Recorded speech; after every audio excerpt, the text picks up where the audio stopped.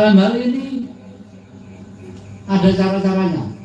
Misalkan kita pada waktu berdoa, dan berdoa itu jangan mulah-malih, jangan pagi tempe sore tahu, jangan. Setiap kali berdoa kita harus istiqomah, rutin.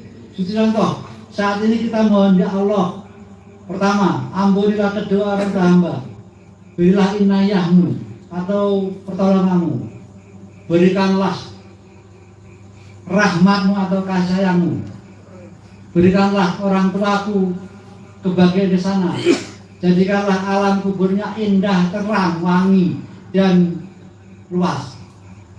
Itu besoknya harus itu yang pertama, jangan yang lainnya. Kemudian yang kedua, ya Allah, ampunilah dosa-dosa hamba selama ini mulai balik sampai sekarang, dengan pertolonganmu, dengan kasih sayangmu. Ampunilah dosa-dosa anak istri saya, ampunilah dosa-dosa teman-teman saya, pengawas berarti dia. Itu harus terus istiqomah. Misalkan saat ini kita habis sholat, kita berdoa. Ini habis sholat misa kita berdoa, ya Allah, ampunilah kedua orang hamba, hamba. Ya. Berikanlah inayah dan rahmatmu, jadikanlah alam kuburnya indah, terang, luas dan wangi. Yang kedua, ampunilah dosa-dosa hamba. Besok subuh jangan kita balik, ya Allah, ampunilah dosa-dosa hamba, jangan. Itu menyebabkan terhalangnya atas ulu. Terhalangnya gaya tarik tadi.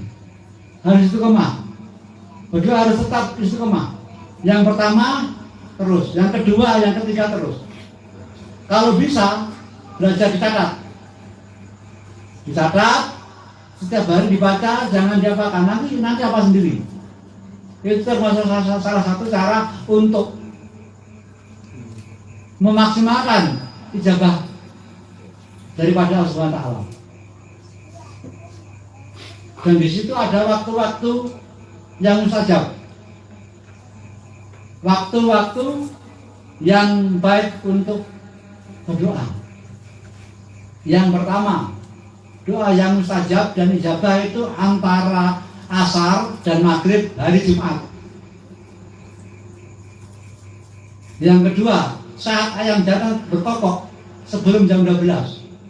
Misalkan jam 8 ada ayam jantan berkokok, langsung aja, ya Allah, ampuni kedua orang tua, ya Allah, ampuni saya.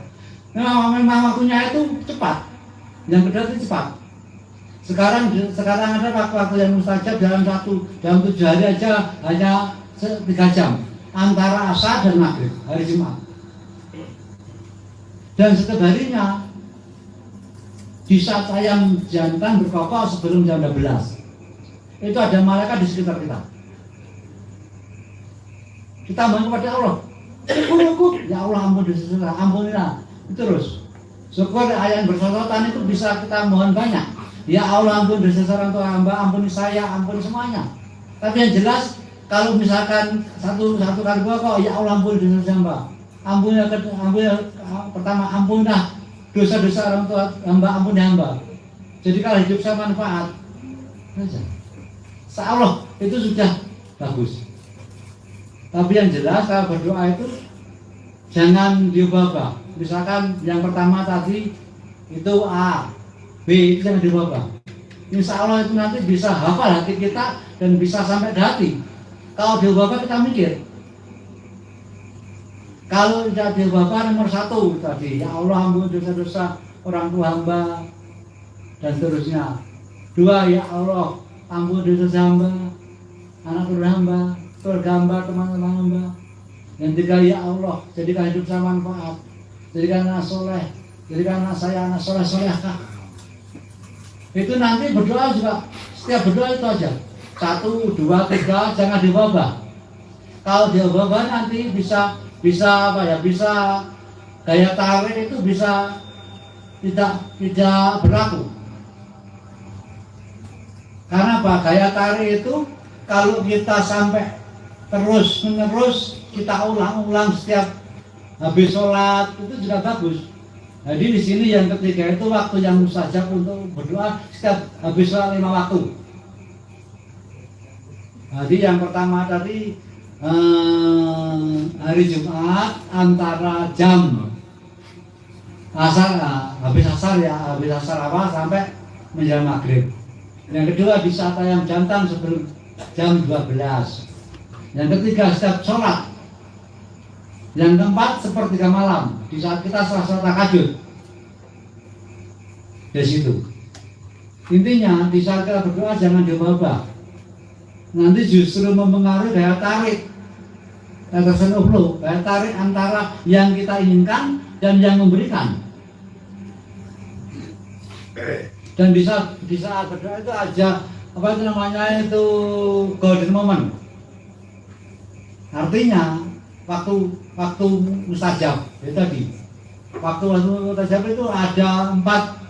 Pertama tadi asar antara asar maghrib dari Jumat di saat ada berkokok setelah sholat 5 waktu dan sepertiga malam setelah kita tahajud, kemudian setelah kita berdoa kita witir itu.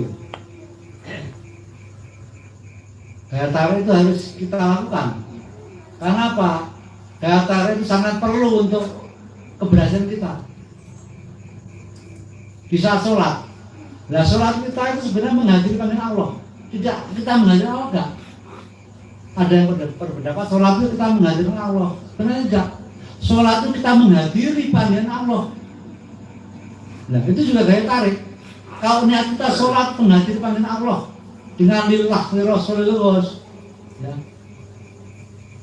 Dengan kita dasari dalam jiwa Rasulullah dan kita jiwai dalam seluruh kehidupan billah. Pak insya Allah dalam kita menghadiri Allah, Allah akan hadir